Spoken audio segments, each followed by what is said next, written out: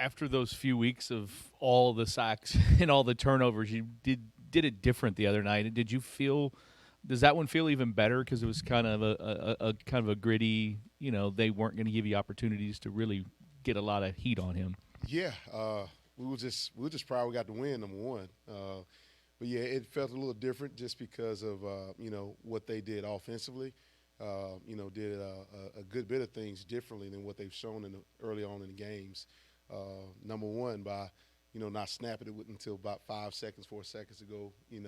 On the play clock. They hadn't shown that at all, and I think they just wanted to get the game to the fourth quarter, try to slow the game down, as well as not allow our pass rushers to try to get after them a little bit. They wanted to get a lot of quick game, some screens and things of that nature. So a little bit different, but just glad that our guys kept the composure, especially in the second half, and came out and played a dominant game in the end. So following up on that, because of the recent turnover binge, you guys just been sort of feasting. Did they reach a point where you were afraid they might start getting too erratic because they wanted one so bad and they couldn't get it? I talked to our guys about it. I talked to them about it on Saturday morning, right before the game, and I said, hey, that game's over with. That's last week's game. Let's make sure we continue to just go out and do our job, because the turnovers will happen. They'll come your way when you're just doing your job, and that's what happened the week before. And don't go out and try to do anything, superhuman. Just go out and do your job. And so I was a little nervous, to be honest, at first. But we did talk about it just to make sure that, hey, let me do my job and the turnovers will come our way. They're going to do the same thing offensively no matter who's back there. But how different is it to maybe prepare for both quarterbacks, and you potentially could see both of them? Well, I think you said it. They're going to do what they do. And I don't think they will, just have two separate packages. But I think what they'll do is do what, DJ does well, and do what K does well. And so we'll try to do a great job of mixing some things in this week in practice, making sure that when K's in the game, we have certain things we want to do, as well as when DJ's in the game. Both of those guys can throw the football. Both of those guys run. Of course, I think Cade runs a little bit faster, but DJ's a little bit stronger, and he's a little bit more downhill runner. So we'll have a plan for both of those guys. If we see once we do see both, because I expect to see both of those guys this week. Coach Scott Satterfield mentioned how well the defense has played in the second half of the last 4 games. Why do you think that is? What's the difference in the second half? Well, I think the guys, I'm not going to answer it. My man wanted me to answer it in a certain way, but I'm not going to do that. but I think our guys have done a tremendous job of just paying attention to detail, and not allowing the big plays, and defending the pass really well, And I think when you defend the pass really well, I think that, is a testament to the guys up front, getting pressure on the quarterback, as well as, guys in the back end, covering well so you can get pressure. But I think the biggest thing is just not allowing the big play and making teams drive, the length of the football field to score on you. And it's hard. I think it's hard just in football in general to just drive the ball consistently, down the field and score points. If we can continue to, not give the big play, and make teams drive, it plays in our favor for the most part. So, I think that's a big deal there. Oh, absolutely. I think we have, to be able to, I think we're 20th in the country right now in points per game, and that's the name of the game, giving up like 19 points a game. So I think that's a positive deal, a lot of sacks, a lot of turnovers. So we played, really well, absolutely, most definitely in the second half of the season. Brian, I know the quarterbacks is obviously something to look at, but also the coordinators changed this season. Mm-hmm. What do you see that Brandon's doing that's a little different that Tony did with that offense? Even though, he was still on the staff, but now he's, in charge on that side. I think he's done a great job of just doing what they do best, and that's running the football, as well as mixing in pass as well. They're a really balanced team, and they're rushing for about $175 and, throwing the ball for, a little over 230 yards a game. So, he's done a really good job of balancing, their offense, and running the quarterback a little bit more than they have in the past.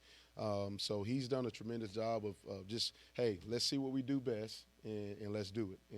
And that's one thing I think he's done a great job. The offensive line is better than what they played last year.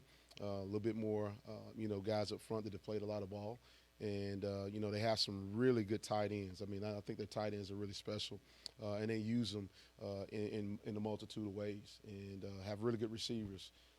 And then I think the star of that group, that offensive group, is their backs. Their backs are really special. I mean, they run really, really hard.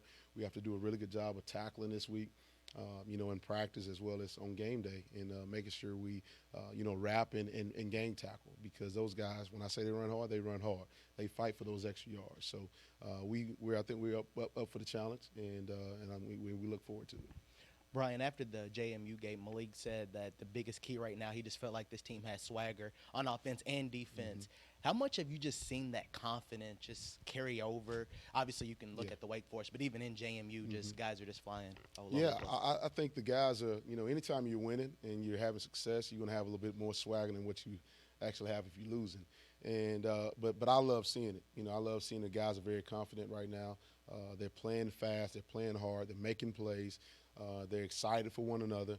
I think our coaching staff has done a tremendous job of getting our guys prepared each and every week, to go out and play their best game. So, hats off to those guys as well. But it's awesome. It's awesome to be able to see this swagger because great teams have really good swagger. And I think that's what Clemson had. They got a good swagger.